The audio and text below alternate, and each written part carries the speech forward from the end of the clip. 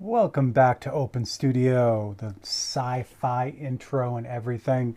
It's a YouTube thing, but I like it.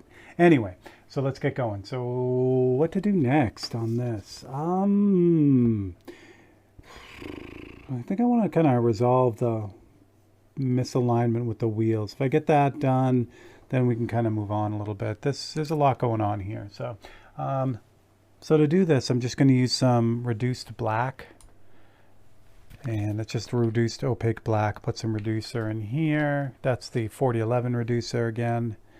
Grab a little bit of the black here and just kind of wash it out so I get a real like transparent black. So it's got a lot of reducer in it, but I let this kind of dry out on the palette a little bit so that it's got a little bit of body. If it's too reduced, it just kind of skates across the surface. What I want to do is I want to be able to eventually get the same value as the background.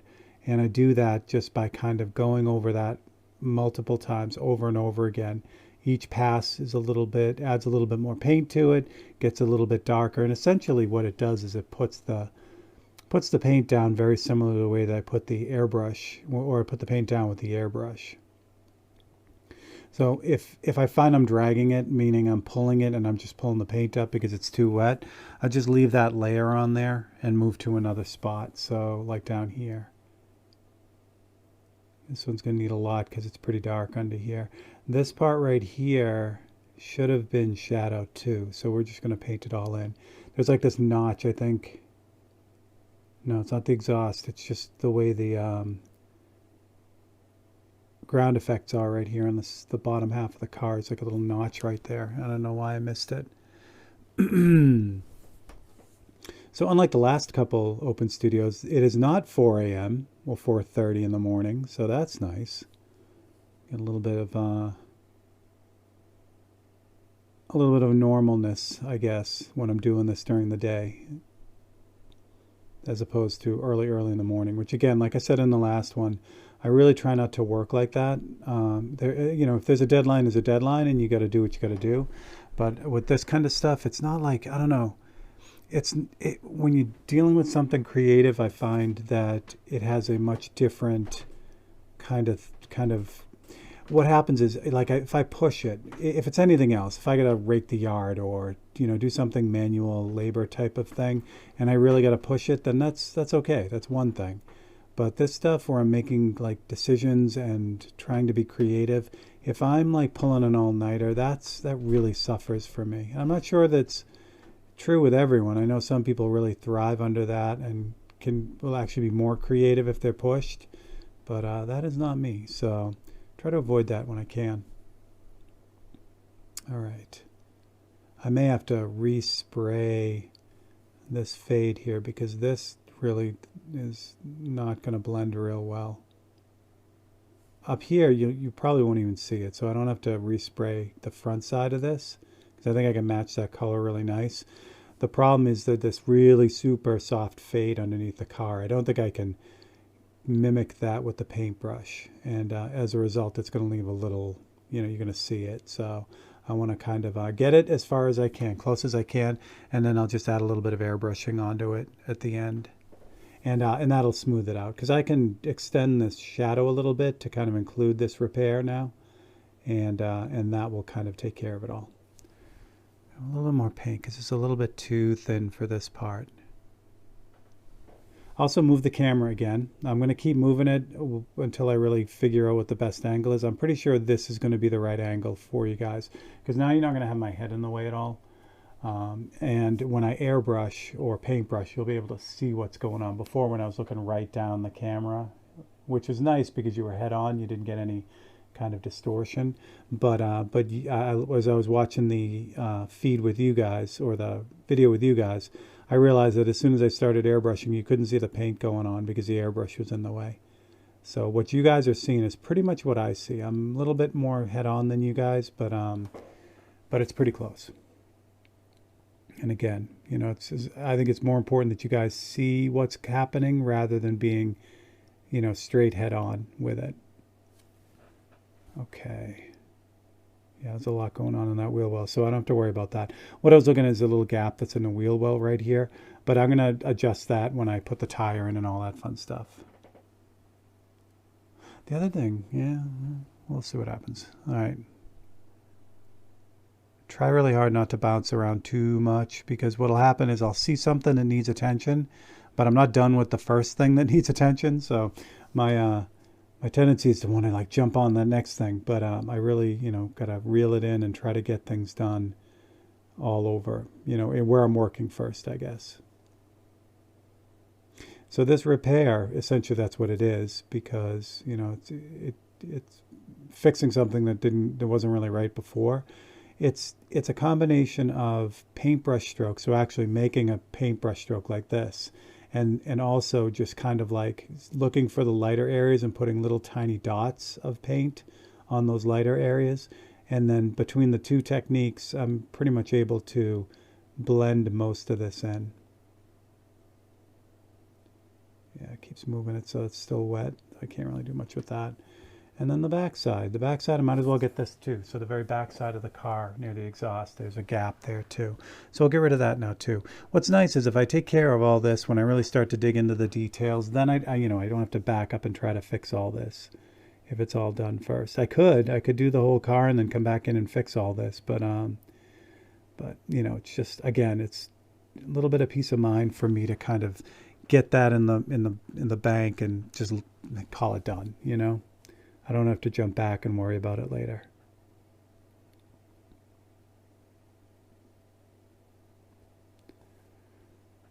Okay, actually that's red there. No, it's black. Ooh, that's all black under there. Interesting. Okay, so all this red here isn't even there. It's actually gray and black, so I'm just going to take it all out for now. This whole piece right here is plastic, or yeah, looks like black plastic, and it goes underneath, so that takes care of that. Again, let it dry, because I'm putting it on so thin, the paintbrush does a horrible job of laying this down smoothly, again, because this paint is not designed for paintbrush work. It was never its intent when they were creating it. So it works really well through the airbrush, but you have to do a few things differently with a paintbrush to get it to work. So one thing is as you reduce it, it really doesn't spray like it sprays really smooth and even and all that fun stuff. But when you reduce it and then try to paintbrush with it, it gets really streaky. And it is just, I'm forcing it to do something it's not designed to do. So it's no fault of the paint. It's just, I really like the idea of using the same paint throughout. So you can certainly switch paints, use another more paintbrush friendly paint, water-based kind of stuff. And then, and then jump back to the airbrushing with the Createx. However, for me, I just like to know that it's all the same paint. I know what to expect then, in the end when I go to clear it or whatever.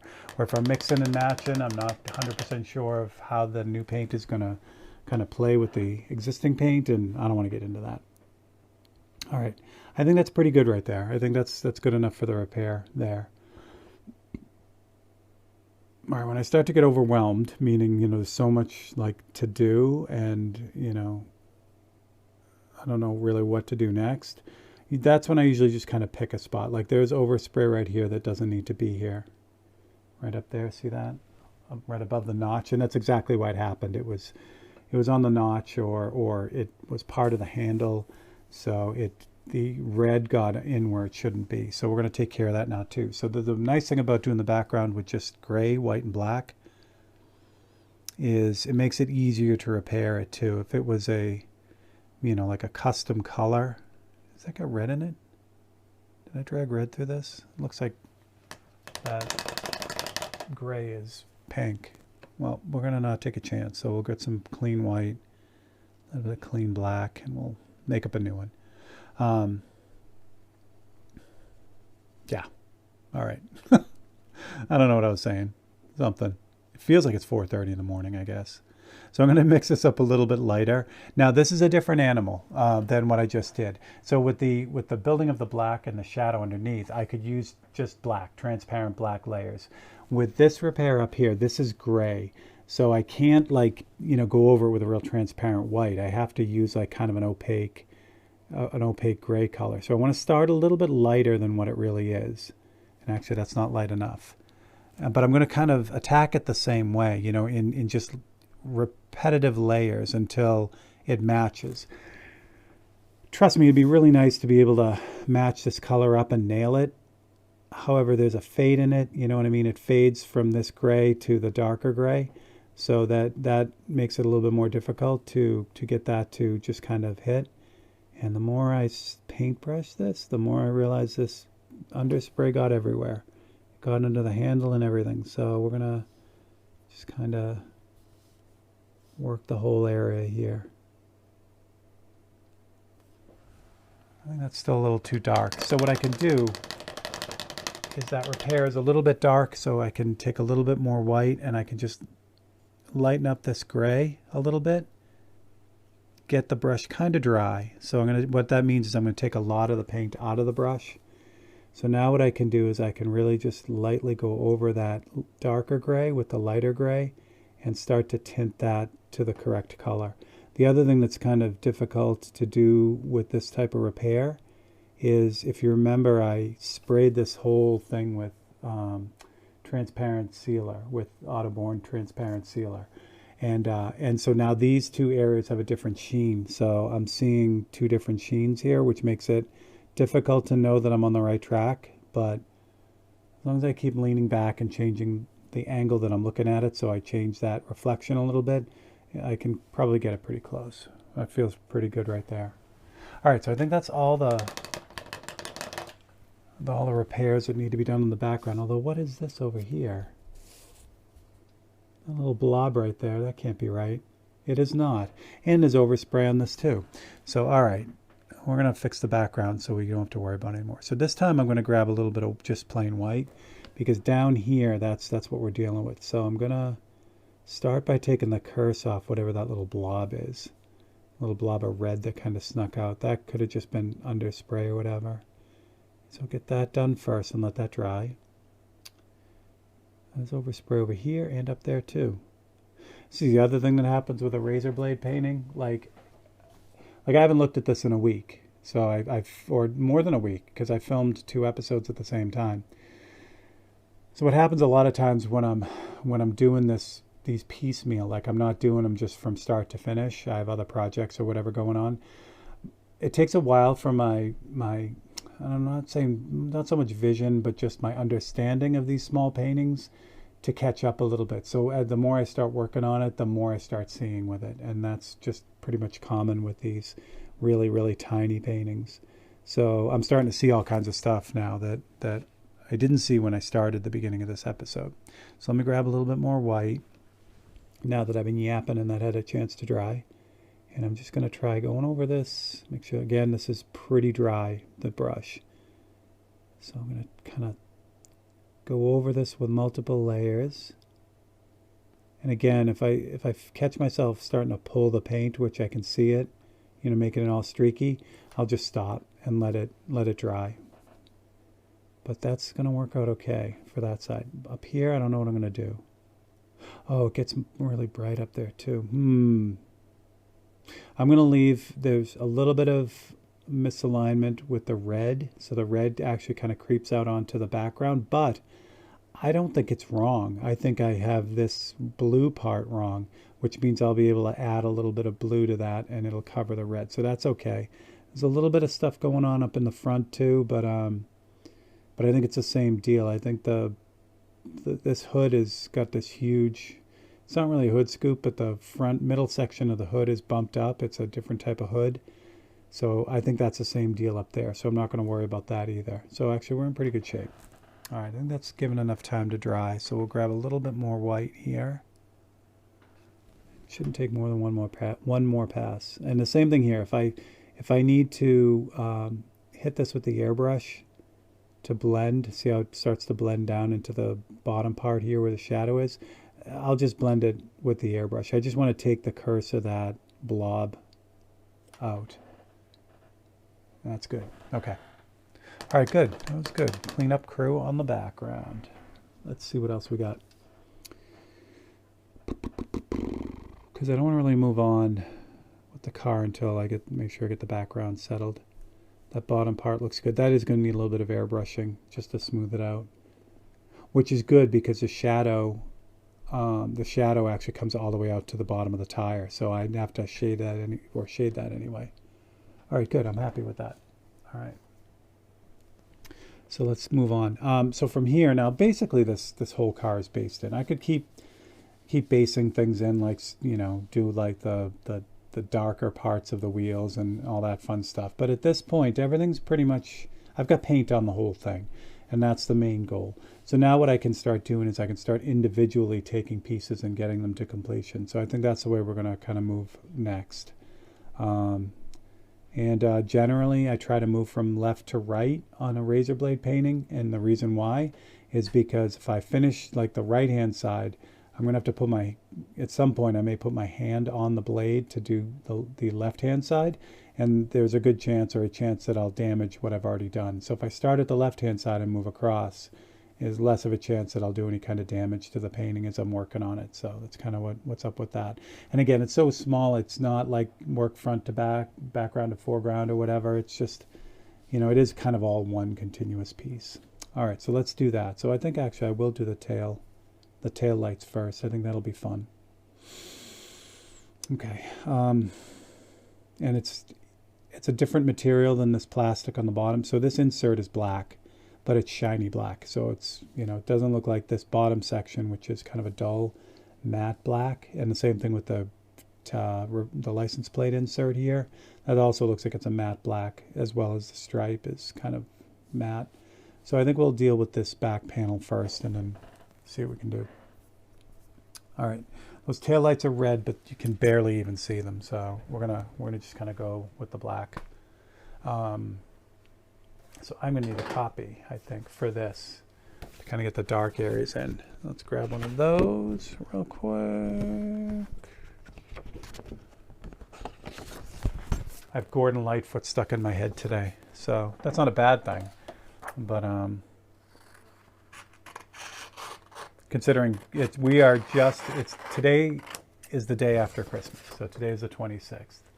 So up until today, I've had all Christmas music stuck in my head, so Gordon Lightfoot's a good departure from that. All right, grab a couple of these copies. Oh, these copies are great. I love it. All right, show you what I'm looking at. So because I changed the exposure on these, and I do this on all the black and white copies that I use. So I'll usually print out a couple different exposures. So there's two of them right there. See how dark the one is down the bottom? So that's good for, you know, really catching a lot of the details a lot of times. And what happens is, because if you really brighten it up, you'll lose some of the details. They'll wash out. So that will give me all the darker details, but then when I do wash it out, that'll give me some of the other details, the details that usually get kind of blended in in the dark range on the other ones. So it's always something that I do just to kind of give myself different information on that. And again, you know, I can get so many copies on one sheet. I just print out one sheet of each. But what I was noting before is you can really see the details in this back panel, the tail light panel, which is perfect. That's going to give me some good stuff to work with. Want to do this blue panel first, though? I think I do. The reflection of the sky off of this shiny black panel around the gas cap and between the tail lights is like really blue. It's beautiful. So I've got the gray base on there now, so I think that's what we'll start with. Because then I can put the darker details on top of that. Excuse me. All right. So let me move this. We'll do some cutting here. I don't know if I have a decent blade in here or not. Well, we're going to find out, though. Obviously, I go through the most blades on these razor blade paintings, the X-Acto blades, because they need to be crazy sharp to get what I'm trying to get done. So I think what we're going to do is we're going to cut out. How are we going to do this? Oh, I know what we're going to do. Okay. I'm going to cut out everything that's going to be that blue. And then I can sneak the black in around it. I'm not worried about the red. So there's red in the tail lights, but it's, I don't know if it's just smoked out, you know, the plastic. big. You can just barely see the red, which is nice. I'll do that with a paintbrush. This whole, no. Yeah, I'm going to do the whole thing. So what I'm doing is I'm deciding on whether to cut around the other details or to just spray it blue and then put the details on top of the blue. In this instance, it's not a big deal either way. Like the black just sits on the blue really nice. But if there was a color shift issue, then I would have to, you know, kind of adjust for that.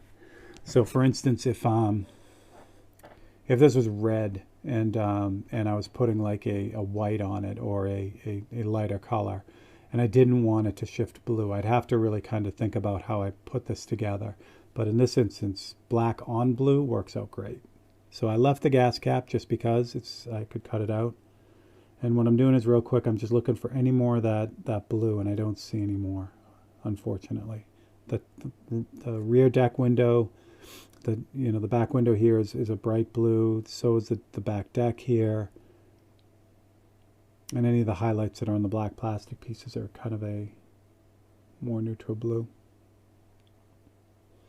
There's a lot of blue in the back of this car, the red. This is going to be a lot of fun. This is going to be good to do. All right. I think that's all I need, really. All right. So I'll pull this back out. I don't have a blue mixed up for this, but we'll figure out something. Okay. So we'll line this up. And again, you know, the farther we get along, the kind of easier it is to line things up. However, the more important it also is to line things up. In the beginning, it's important too, but you can get away with stuff if things aren't quite right. You can kind of push them around as you go. But when you get to this stage, you know, I really got to make sure that things are on where they should be, because it's just a mess to try to continuously fix it. This up here gets real close to this handle, so I got to be careful when I spray that. So we just need a really nice blue, like a deep blue. So when I need a deep blue, I don't want to go with that daylight blue because it's... So let's use... I could use phthalo blue, but phthalo blue is going to pull out a little bit of green in that. I don't want that. So let's use cobalt blue. This is a detail cobalt blue. I know it's really hard to see, but I use this bottle a lot. It's I love this blue. I want to say it's 066, but I could be wrong. But if you look up Wicked Detail Cobalt Blue, you'll be able to find it. If I remember, I will put a link in the description for this color too. It's just a really nice, like a blue, but it's on the cooler side. Not violet. It doesn't have any violet in it, but it is just cooler than, like phthalo blue to me has a lot of green in it. It's very tropical in a way. And that's even more noticeable if you add any white to it, where this stays pretty cool. So what I'm going to do is I just put a drop of paint in the brush. This is the Micron B. And I'm going to add a little bit of reducer in 40-50 to help smooth it out. So this is one part 40-50 to 5 parts reducer. So I'm going to mix this up a little bit and see what I got. I don't know if that gray, I'm going to add a little bit of white to this, because I don't know if the gray is strong enough to, if I spray the blue directly on the gray, it's going to get really dark. I want to give this a little bit of a chance. So I'm going to take a little bit of white. Just a little bit. And the reason why that's a little bit is because that white is highly reduced as well. That was 1 part white to 10 parts reducer, so that's really diluted white. But that gives me just like this brilliant American flag blue, which is perfect. That's just what I want. All right. The white will actually help it stand up on the gray a little bit, but I didn't want to add too much because then it turns into, you know, pale blue, and we don't want that. I'm also going to show you another little cool trick you can do with these blades if you find yourself painting them. So this cutout that I'm about to do is pretty close to the handle, and what happens is the handle holds the copy up. So what I'm going to do is I'm going to kind of run my finger along the handle and crease that down so that the copy conforms to the blade. So now that template is right down onto the onto the blade, where before it was like kind of, you know, going from the handle down to the blade, and there was a gap there. So that helps out a lot when you need to like kind of compensate for that. All right, blue. Let's see what we got here. There it is. So like everything, it's just, you know, multiple light passes, real dry. By keeping it dry, it's going to keep the paint from going underneath it.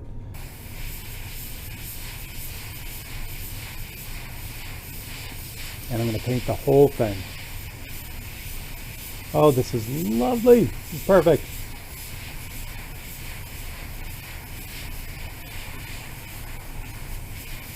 And I'm just going to keep going over it till I get it to the point where it's as blue as I need. And I think that's going to be good right there. Let's see what we got. Yeah, I like it. Why didn't I cut out that? Okay, there was another part I should have cut out. So we're going to do that right now. Again, really, when you think about this, what I'm doing right now, even though I'm starting to get into the details, you know, to get into finishing an area, at this stage I'm still blocking in really. You know, I've got this big blue area on the back where it's going to have all this other detail on top of it. So what I realized I missed was this tail light here. The little insert for the tail light is at an angle that it reflects that blue as well. And I should have cut it out, but I just missed it. So it's okay. I can use the same template, and that'll help me line it up, and it'll all be good. Ow! Just stabbed my finger. No blood though. No blood this time. This blue is awesome. I may use this blue everywhere. So in that instance, because that worked really, really well and it was the first shot, I'm going to grab the pencil, and on the side here, so the blue, just so I don't forget, was detail cobalt blue and white, and that was 1 to 10. So now I'll know. You know, I don't have to put the reduction down because I'd have to reduce it to get it to go through the brush anyway. But just so I remember what I did there. All right, so we're going to line this back up again. We'll get the tail light in, the other missing tail light. And I know this looks weird, but this is really when I'm blocking in any painting. This is called the ugly stage. This is when things look like, you know, you got to trust the process really, because if you don't, you're gonna look at this thinking things are going sideways.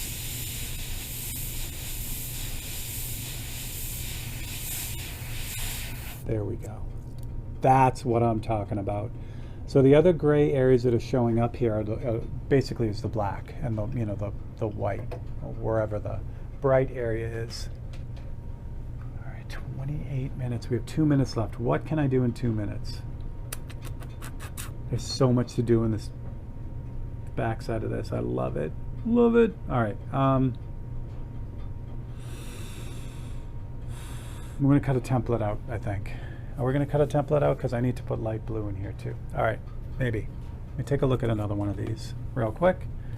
What we may end up doing is just cutting a template and then picking up where we left off next week. I have gotten some requests to have these be an hour long.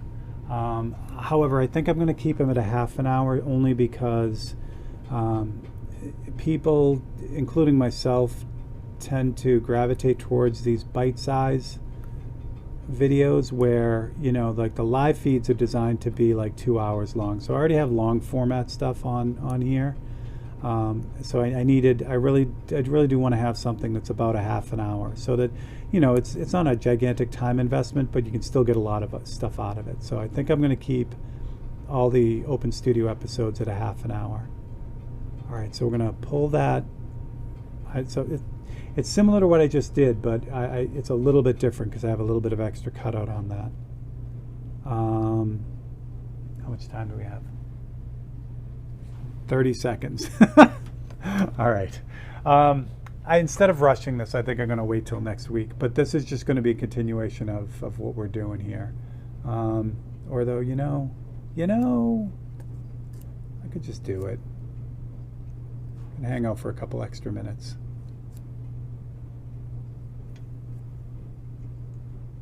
have to check with my producer, who was me.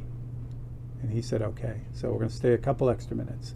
So line this up really well, because this literally is going to take 5 seconds to do. And then what we'll do is we'll just pick it up right where we left off. I almost dropped my knife. Well, I did drop my knife, but it almost rolled off the bench, and that would have been a problem because it would have ended up in my leg, which would have made this a whole different video. It would have been more like me screaming. All right. So for this, now I have the blue on there. So what I need is I need a light blue here. Or it needs to fade a little bit from this left-hand side over. So I just have white in here in the brush because I already have blue on there. So if I go real light and just kind of hit the edge of that template and let it just kind of, the overspray do the work, that little section will now be light blue. So that's all it is. All right. There we go. All right, so do what these people do. If you want to support what we do here, you can become a member on Patreon. You can become a member right here on YouTube and get some fancy icons and green shiny name. And if you want to support what we do here and you just want to kind of do it the free way, that's gigantic too. Just hit that like and subscribe and click that bell icon, and that would really go a long way in helping what we do here. Okay, so thanks for hanging out with me. I'm Steve Leahy. This is Open Studio, and I will catch you guys next time. Thanks a lot.